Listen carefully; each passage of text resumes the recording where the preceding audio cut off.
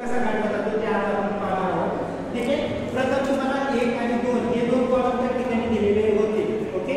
आणि परीक्षेला पण ते दिलेले जातात. ओके. Q okay. दोनच मिनिटं थांबा. इथे लक्ष द्या. ठीक आहे.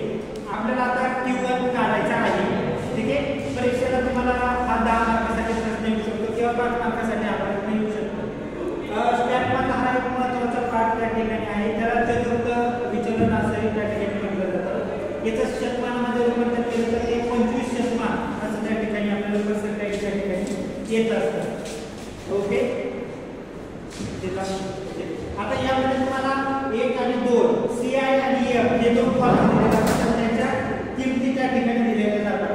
70 74 मध्ये 1 विद्यार्थी, 65 69 मध्ये 1 अशा पद्धतीचा हा कॉलम दिला जाईल. तुम्हाला काय करायचं आहे प्रथम तर F ची जी संख्या आहे तिची काय करायची टोटल करायची.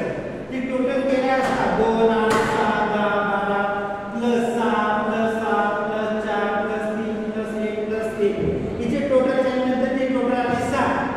म्हणून M बरोबर आपण त्या ठिकाणी 60 घेतलेले आहे. ओके. त्यानंतर आपल्याला काय करायचं आहे CM काढायचं. ओके. CM कसा काढायचा तर आपण काय करायचं तीनच त्या ठिकाणी बेरीज करायची. आता 2 आहे तसे लिहिले आपण या ठिकाणी 2 प्लस 8 किती आले 10 आले. 10 प्लस 6 16 प्लस 10 26 असे इथे मांडून घ्यायचं. 26 plus 12 38 38 plus 6 44 plus 7 51 plus 4 55 plus 3 58 plus 1 59 plus 1 okay 60. म्हणजे ही संख्या आणि ही संख्या दोन्ही संख्या काय आल्या पाहिजे सेम आल्या पाहिजे. जर सेम येत नसतील ना याच्यामध्ये काहीतरी चूक आहे किंवा काहीतरी एरर त्या ठिकाणी आलेला आहे.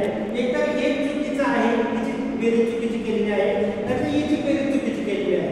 म्हणजे ही संख्या आणि ही संख्या दोन्ही संख्या एक येणं गरजेचं आहे. ओके.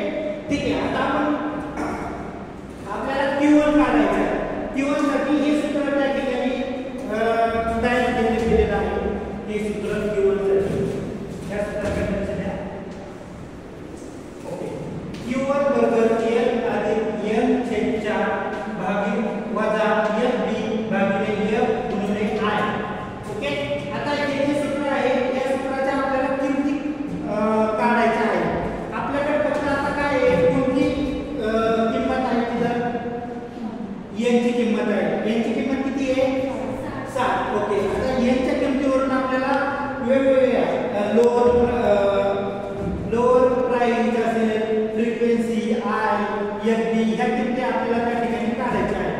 आता आपण N छेद 4 आता N किती आहे 60 भागिले 4 किती आले 15. 60 ने 4 ने 60 ला भागितलं काय येतं 15 × 6 म्हणजे 15 त्या ठिकाणी उत्तर आलेलं आहे. आता या भागामध्ये CM मध्ये 15 हा अंक कुठे आहे हे बघायचं. दिसतोय का कुठे नाही. मग 15 पेक्षा मोठा असलेला अंक कोणता आहे ओके म्हणजे हा आहे. ओके. अशा आपण एक रेष निवडणार आहोत. ओके. आता CI मध्ये जायचं.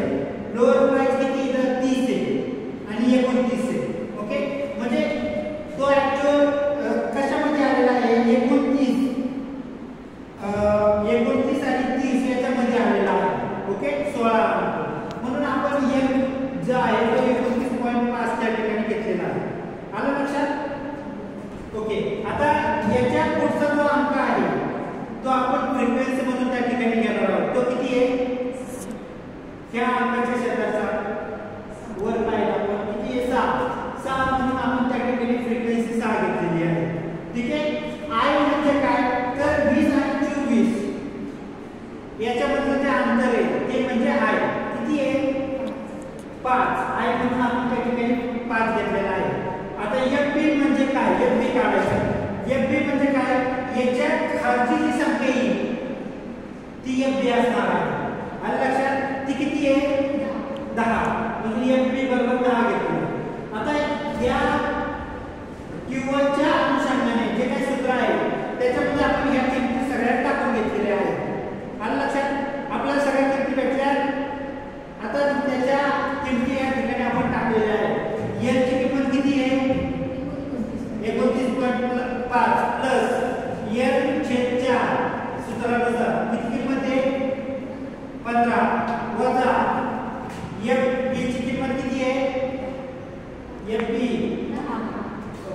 10 भागिले 6 कुठून आले हे सांगा बरं f ची किंमत 6 आहे ओके गुणाकार केला 5 6 1 ओके ठीक आहे नंतर या किमती टाकल्या यांची काय केली वजाबाकी केली ती किती आली 5 आली त्याला भागिले 6 गुणाकार केला 5 6 1 5 25 भागिले 6 मग 25 नी 6 आणि 25 चा भागाकार किती येतो उत्तर 4.16 29.5 प्लस 4.16 उत्तर किती आलं हे झालं q वर